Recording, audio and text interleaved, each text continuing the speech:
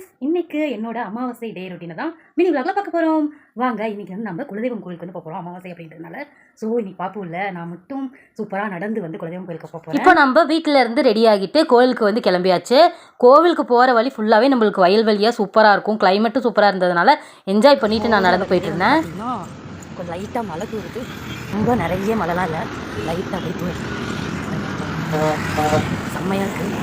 மலையில் நடந்து போகும்போதே வந்து பார்த்திங்கன்னா மண் வாசனைலாம் சூப்பராக வருது. எனக்கு ரொம்ப பிடிக்கும். ஸோ அது அப்படியே சுவாசிச்சுட்டு சூப்பராக நம்ம கோவிலுக்கு போகலாம் வாங்க.